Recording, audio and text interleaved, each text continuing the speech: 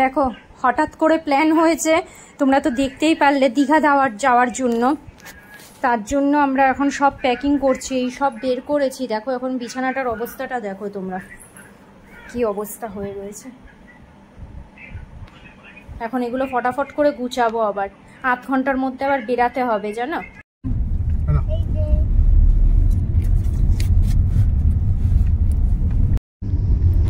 আমাদের মুখের অবস্থা দেখো সবাই খুব টেনশনে রয়েছে, কারণ আমাদের বাসের টাইমিং ছিল 12:30টায়, আর আমরা বাড়ির থেকে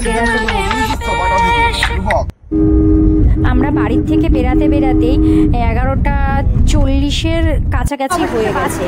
সেইখানে 1 ঘন্টার কাছাকাছি টাইমিং দেখাচ্ছিল উবেরে এসপ্ল্যানেড বাস স্টপ পর্যন্ত। ড্রাইভার দাদাও খুব ভালো গাড়ি চালিয়েছে বলতে গেলে, রাস্তাও ফাঁকা ছিল যেহেতু, সেই কারণে আমরা তাড়াতাড়ি পৌঁছে গেছি। তাড়াতাড়ি মানে কি 12:27-এ পৌঁছেছি, 3 মিনিট বাকি ছিল।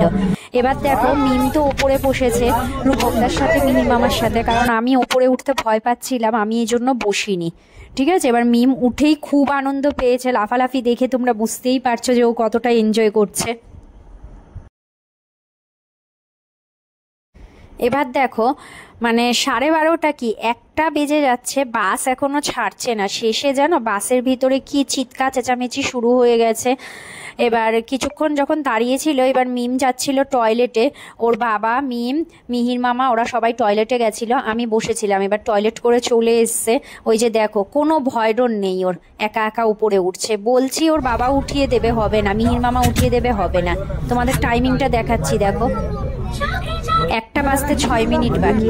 বাস ছেড়েছে কটার সময় জানো? 1:10-এ। চিৎকার করায় সবাই, তারপরে গিয়ে বাস ছেড়েছে। আমি যখন টাইমিংটা ভিডিও করেছি তখনও আমরা বসেছিলাম ওইখানে। দেখো বাস ছেড়েছে সবে। এই যে আমার একটা দাদু, আমি আর কাকা। কোন কাকা এটা? দাদার জেঠা। আবার জেঠা কাকা কি বলবি বাবা।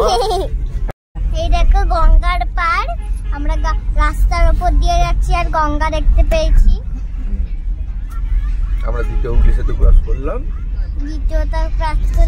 যেহেতু প্রথমে বাস অনেকটাই লেট করে ফেলেছে, ছাড়তে 40 মিনিটের উপরে লেট হয়ে গেছিল, সেই কারণে বাসে কোলাঘাটে হল্টে টাইম দেয়নি, 10 মিনিট টাইম দিয়েছিল। তো তারপরে দেখো আমার বিভৎস কোমরে ব্যথা করছিল। তোমরা জানো যাদের সিজার হয় তাদের একটু কোমরে ব্যথার প্রবলেমটা হয়, সেই কারণে ওপরের সিটে তারপরে বর তুলে দিয়েছিল, ওপরে বসেছিলাম। তো ওপরের সিটটা এতটাই ছোট যে বসতে পারছিলাম না, আমি আর মিম শুয়েছিলাম, ওর বাবা বসেছিল, তোমাদেরকে দেখাচ্ছিলাম। এরপরে সকালে দেখো আমরা নেমে গেছি দীঘাতে। এবার দেখো হোটেল চেকিংয়ে চলে এসেছি, রাস্তাতে কাজ হচ্ছিল, অনেকটা ঘুরে এসেছি, সেই কারণে ওরা সব ফর্মালিটি করছে, আমি আর মিম বসে রয়েছি। কোনো হোটেল নেই জানো এখন, যেহেতু ঈদের সিজন চলছে, এখন সব হোটেল বুকিং, সব হোটেল বুক রয়েছে, একটুও ফাঁকা নেই। নিউ দীঘাতে কিছুক্ষণ ঘুরলাম, এখন দীঘার রাস্তাটা, হ্যাঁ এইগুলো একটা অ্যাকুরিয়াম, দেখো কত সুন্দর।